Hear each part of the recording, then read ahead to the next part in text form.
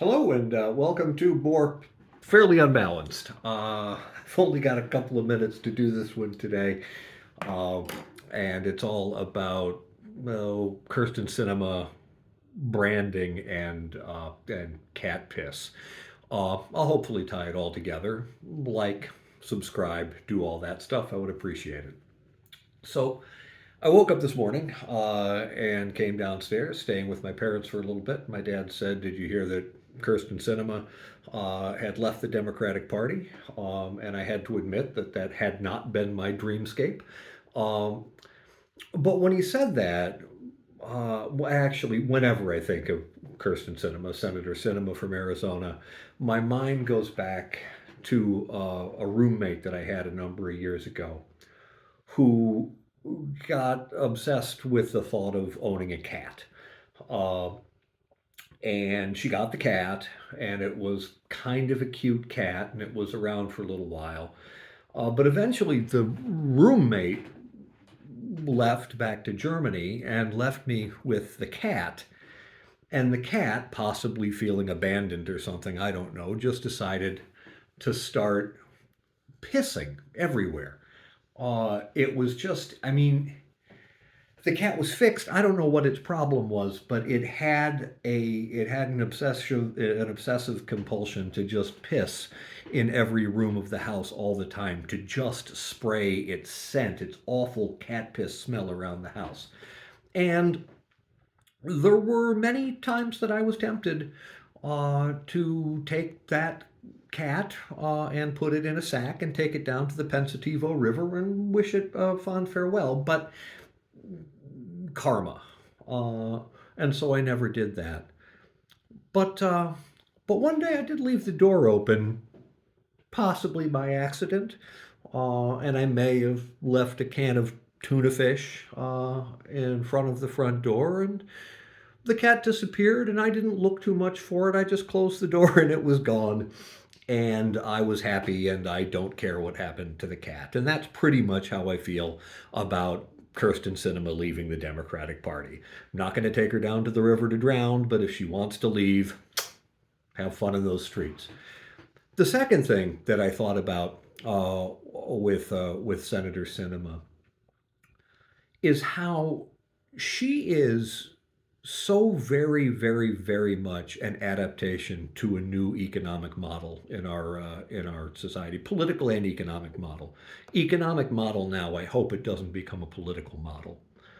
For those of us who are content creators, artists, musicians, people who talk crap on YouTube, writers, everyone in the industry tells us that if we're going to succeed, the one thing we must do is build our brand.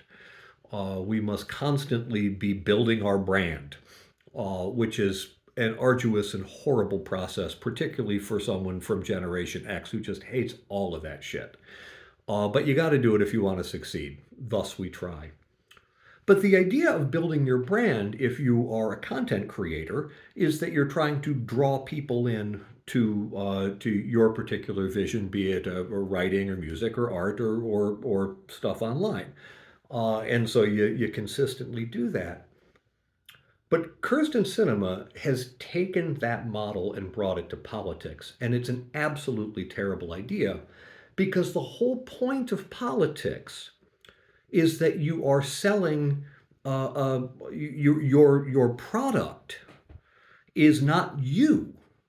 That's demagogic. Your product is something that you can bring to society that's based on a coherent set of ideas and principles, and people who share those principles and ideas tend to form political parties. Now, there are some politicians over the course of the history of the United States, Teddy Roosevelt, John McCain, who have really, quite honestly, had a consistent set of ideas that were in between the political structures of the day, and they became known as mavericks.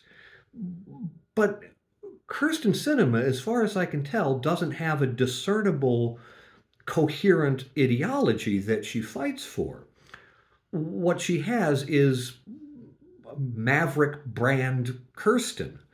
It's or the McCain brand. She's trying to she's a franchise outfit of John McCain's political legacy and his independence, and it's like opening up a chain restaurant that sells Hanoi Hilton burgers and Airman's hot wings, and it's just gross. There is no substance to her. There is just Kyrsten Sinema. She claims that the Mavericky part of her is her independence. But again, in political philosophy, you are not supposed to be independent of ideas. You have competing ideas that compete with other sets of ideas. And she seems to have none. Take a step back. Let's move to some different animals. Consider it this way. This is a really facile comparison, but consider it this way. The Democratic Party, imperfect as it is, let's say it presents itself as a like a Labrador dog. It what it presents to us is a sense of companionship, warmth, love, some understanding, possibly some guidance, a bit of defense, but it's there to create a loving environment. The Republican Party, contrasted in this facile metaphor, is more the wolf party. They offer defense, protection, and attacking of others that aren't like them. Now, I tend to be more of a Labrador puppy than a wolf in most cases, and I tend to vote for Democrats. Kyrsten Sinema, in leaving the Democratic Party, is saying, well, I'm not a wolf and I'm not a Labrador. I'm Kyrsten Sinema, which, again, is fine. But what you're doing is just being a proud and independent cat that brings absolutely nothing to the conversation, and it just pisses all over the house. So please, there's a can of tuna fish outside. Do whatever the hell it is you're going to do, and goodbye.